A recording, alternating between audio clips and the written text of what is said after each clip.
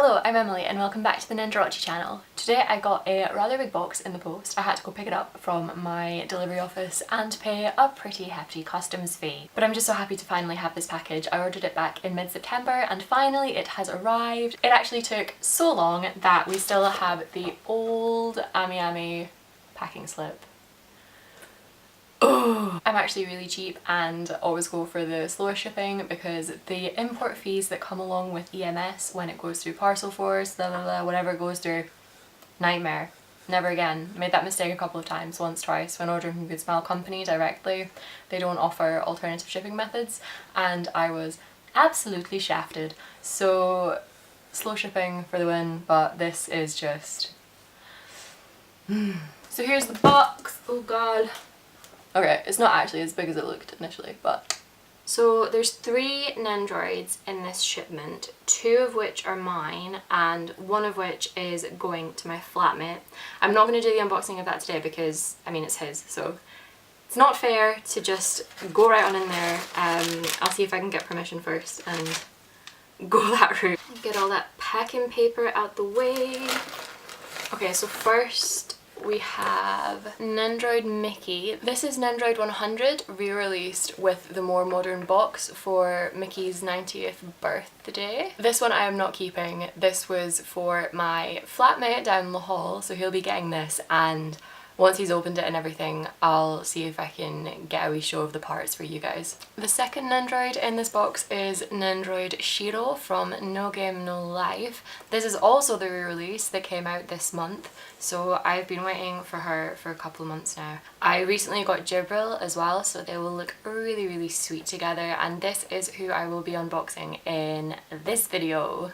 And finally we have a little bit of an older Nendoroid with Good Smile Company bonuses. I'm not entirely sure why she's in this plastic wrap because she is AB condition? BB condition, I think BB condition, but we will not be unboxing her until next time. But I'm very excited to get into her as well.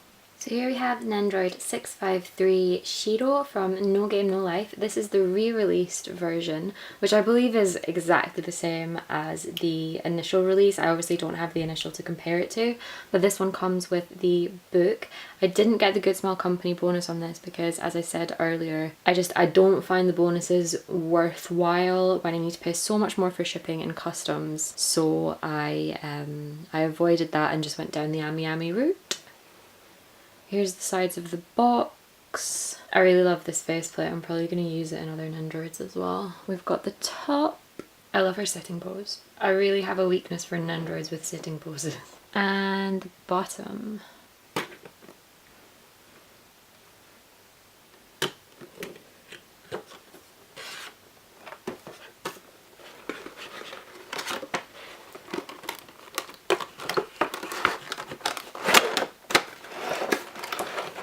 So we've got the instruction paper, fairly standard. I wonder if this one comes in English as well. It does. Most of the newer Nendoroids do seem to come with English instructions too. Oh, there she is posed with Sora. I'll need to get him one day. And here is the Nendoroid in her blister. So as you can see, the book here comes inside the Nendoroid box, which I wasn't expecting for some reason, in a separate blister. So here's just a real quick look at the book. The art on the front is, I believe, the same art that would have been used in the poster that comes included with the GSC packages, all Japanese. So when we take Shiro out of her initial plastic wrap, we see that there's still a lot of protection going on here. There's a plastic piece at the part separating her hair from her body, I'm imagining to keep the shape there, and another few plastic parts in between the bits that could have paint transfer. So I'll take all those out real quick. So once all the plastic is removed, we can see the figure in her standard pose. Her colours are absolutely lovely. The gradient's quite harsh on the hair, but from the front you cannot tell at all. The front hairpiece is quite elaborate. These bits are in a softer plastic to avoid breakages. Also, the crown is made of a soft plastic too, just to make it easier to take on and off, I believe, because I did have to remove that in order to take the plastic out of either side of it. They really did a good job of protecting that. Most of this Nendoroid is painted in a matte paint. Her uniform is matte. The colours are lovely and very true to her character design. She's got her very typical striped pants, and her socks and shoes have this glossy finish. If we zoom in on the standard faceplate, you can see how her eyes really represent the original character design. Here we have the second faceplate that's included, and the third, which I personally love. As with all Nendoroids, we have the stand and arc, and an additional neck joint. This is the lower body used in her sitting pose, as you can see. Also with the glossy finish to the socks and shoes here. Here we have 2 additional arms with optional hand parts. I believe these are used in holding the accessories that she comes with. And 2 more tiny hands, which I will use in pictures so that you can get a better idea of what they look like in the poses. And finally we have her tiny little accessories, which I will definitely be using in pictures with other Nendoroids as well. Here we have a games console, which is super tiny and nicely detailed. I see they haven't put too much paint on this, but it's probably not necessary. It probably just look messy. And then we have our little pink phone with a really adorable phone case.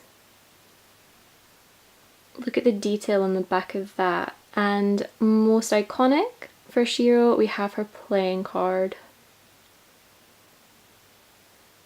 Again, really tiny and really nicely detailed. So I'm just setting her up to display her in her sitting down pose, holding one of her games consoles. I've noticed that these little cutaways on the console are specifically to fit in these hands.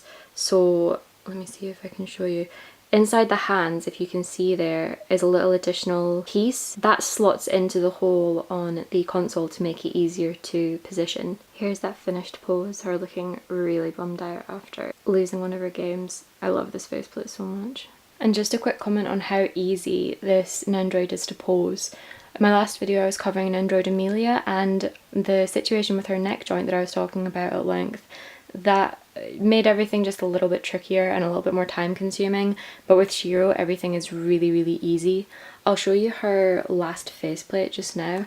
This is a lot less delicate. It is very elaborate, however it's made of this soft plastic as I mentioned earlier, so it's very unlikely to break unless you're really rough with it. The faces literally just slide out, like that's almost too easy to take out. And this final faceplate here I can show you guys. I love really easy to pose Nendoroids that still look stunning, and this is certainly one of them. I can tell already. And her colours really are quite striking. Her eyes are very striking also. And here's another pose real quick using that faceplate that I just demonstrated. The card is a lovely addition to this Nendoroid, and the hand used with it. The hole for the card, it does look really tiny, but as long as you're careful not to snap the card, because it is made of plastic, just make sure that you're not forcing it in too far, because it doesn't go in all the way. I assumed it would kind of slide down and she'd grip it in the middle somewhere. I clearly haven't been looking at the product photos, but that isn't the case at all. It just kind of sits in the end here, and it does grasp on quite tightly. When posing her with the phone here, we need to go back to the hands that we used on the games console. So as you can see again here, we've got a couple of the little cutaways. Another one is obviously inside this bit here, and the extra piece inside the hand grips onto that so that it doesn't fall out at all. When you're only using one hand here, that does kind of look a little bit ugly, so I don't love that aspect of it, but the decal on the phone and the ears, the case, it's really adorable, and it kind of detracts from that, honestly. I'm only noticing it just now because I am taking a really close look at the parts, but she still looks absolutely adorable. And this gloss on her legs is really growing on me. It looks really great. The contrast between that and the matte of the rest of the Nendoroid is lovely. So I've just been opening up the base and the arc that this Nendoroid comes with, and she comes with the same arc as Nendoroid Amelia, which I was checking out in my last video. This is very typical to be included with Nendoroids that have long hair. This arc fits underneath the plastic hair pieces really easily, but I'd recommend putting this arc into the base while the head is off the figure. It just makes it a lot easier. So overall, this Nendoroid is really nicely done. She's rather simple, but she comes with really nice parts, quite similar to Nendoroid Amelia. And I love how easy she is to pose, and how easy she is to pose well. Some Nendoroids you really take a bit of fiddling around with before you can make them look natural. I find this is more of an issue with Figmas, but I have seen it in Nendoroid as well. But Shiro is just so easy to make look good. So I really hope you enjoyed my little unboxing and mini review of Nendoroid Shiro from No Game No Life. If you haven't already, I'd really appreciate it if you could go over to my Instagram at nendorotchi and follow me there for all of my Nendoroid and figure photos. I'll be taking a deeper look at Shiro over there, putting her in some different poses, and there's just a whole bunch of other stuff over there. I'd really appreciate it if you could have a little look, and subscribe here of course for more videos from me in the future. My next unboxing video will be of this girl here, Yudachi, as I mentioned earlier, and potentially a Nendoroid 100 Mickey re-release review in the future. Thank you so much, and I'll see you next time. Bye!